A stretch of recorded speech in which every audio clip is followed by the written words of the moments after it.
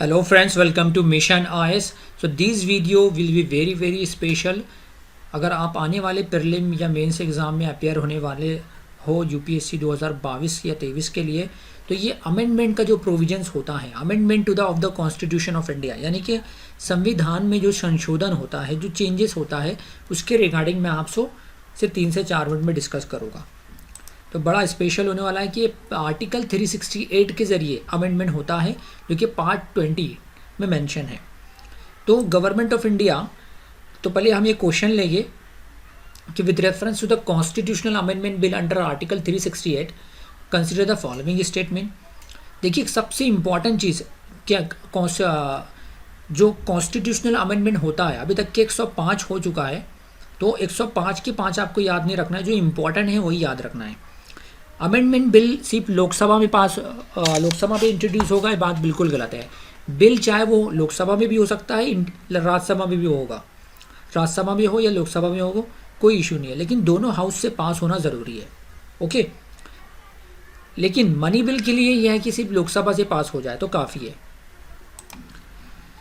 तो friends, right now Unacademy is giving the huge discount. तो ये कोड आप दिखाई दे रहा है MIYT10। इस कोड का इस्तेमाल करके आप अनअकैडमी के बहुत सारे फ्री टेस्ट सीरीज है, फ्री कोर्सेज हैं, अनलॉक कर सकते हो। Okay, right now Unacademy 10% like जो 80,000 रुपये के करीब का ओरिजिनल प्राइस है, वो आपको 63,000 में दे रहा है 18 महीने के लिए। तो अगर आप 23 या 24 के लिए प्रिपरेशन कर रहे हो, तो ये सोने पे सुहागा होने वाली चीज़ है। तो इस कोड का यूज़ करके आप अनलॉक कर सकते हो और 10% एक्स्ट्रा डिस्काउंट भी हासिल कर सकते हो। अब अनअकैडमी एक ऐसा प्लेटफॉर्म है जहाँ पर ये सारे लोग जो आप दिख रहे हैं, ये सारे टॉपर्स है, ऑल इंडिया रैंक 2 से लेकर ऑल इंडिया रैंक 20 तक के, ऑलमोस्ट 143 लर्नर्स, तो जो कि अनअकैडमी के एज अ लर्नर थे, वो अब बन चुके हैं IAS ऑफिसर्स, उनको गवर्नमेंट जॉब मिल चुका है। तो आप भी नेक्स्ट पोजीशन पे हो सकते हो। Okay, this are the toppers on this are the top educators, जो कि आपके डिफ़िकल्ट टास्क को आसान करते हैं। ओके, तो you can use this code MIYT10 to unlock the extra 10% discount. तो Unacademy is also giving the loans for the UPSC preparation with the 0% interest rate and no processing fees. और आने वाले Unacademy combat जो कि 6 फरवरी को होने वाला है, तो उसमें इनरोलमेंट ज़रूर कीजिए, क्योंकि अगर आप फर्स्ट 3 पोजीशन पाते हो तो अनअकैडमी का एटलीस्ट 1 ईयर का सब्सक्रिप्शन आपको ऑलमोस्ट फ्री में मिलेगा। तो इस कोड को यूज़ करना है MIYT10। तो फ्रेंड्स, एक बात बताते चलूँ कि अनअकैडमी ड्यूरिंग दिस कोरोना काल और कोविड-19 के दौर में एक बहुत इम्पॉर्टेंट प्लेटफॉर्म है, जहाँ पे ऑलमोस्ट आपको current affairs, static portion, dynamic portion, सारी चीज़ें फ्री में भी अवेलेबल है। सुबह 10 बजे स्टैटिक अभियान टेस्ट सीरीज़ होता है, शाम में 7:30 बजे करंट अफेयर्स टेस्ट सीरीज़ होता है। तो उसमें इसी कोड का यूज़ करके आप इनरोलमेंट कर सकते हो, उसकी लिंक भी डिस्क्रिप्शन में दी हुई है।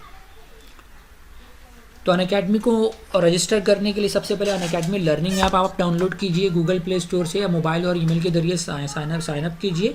और उसके बाद कॉम्पिटिटिव एग्ज़ाम सेलेक्ट करना है, फिर उसमें UPSC CSE GS सेलेक्ट करके आपको जो भी मतलब कोई एजुकेटर का वीडियो देखना है, तो आपसे कोड मांगेगा, तो ये कोड डालना। तो अभी इस क्वेश्चन को देख लेते हैं कि such a constitutional amendment bill can be only introduce in the Lok Sabha. No. हाँ, अगर इसकी जगह मनी बिल होता तो मनी बिल सिर्फ लोकसभा में इंट्रोड्यूस होता, नो कॉन्फिडेंस मोशन होता तो सिर्फ लोकसभा में इंट्रोड्यूस होता, लेकिन दैट्स लोकसभा में कॉन्स्टिट्यूशनल अमेंडमेंट बिल सिर्फ लोकसभा में इंट्रोड्यूस हो ऐसा नहीं है, और राज्यसभा में भी हो सकता था। तो फर्स्ट स्टेटमेंट यहाँ पे रॉन्ग होगा।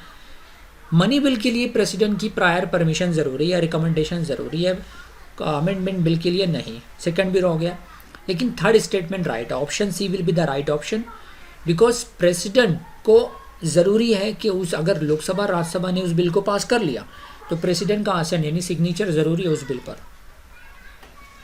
ओके, तो you can see the explanation from here. तो प्रोसीजर क्या है अमेंडमेंट बिल का? That an amendment of the constitution can be initiated only by the introduction of a bill for the purpose in either house of the parliament, not in a state legislature. जो constitutional amendment bill सिर्फ और सिर्फ parliament में introduce होगा। Parliament means यानी लोकसभा में होगा या तो राज्यसभा में होगा, किसी एक हाउस में हो सकता है। और the bill can be introduce either by a minister or by a private member. Private member से मुराद क्या? जो कि गवर्नमेंट का मेंबर ना हो। जैसे कि अभी फॉर एग्जांपल बीजेपी की गवर्नमेंट है, बीजेपी का के मिनिस्टर अगर इंट्रोड्यूस कर रहे हैं तो मिनिस्टर कहलाएंगे। लेकिन कांग्रेस के मिनिस्टर जो है member of parliament of Lok Sabha या राज्यसभा में है, तो वो अगर कोई कांग्रेस हो, तृणमूल कांग्रेस का मेंबर ऑफ पार्लियामेंट हो, तो वो प्राइवेट मेंबर कहलाएगा। Okay, the bill must be pass in each house by a special majority that is more than 50% of the total membership of the house and the majority of the 2/3 members of the house present and voting।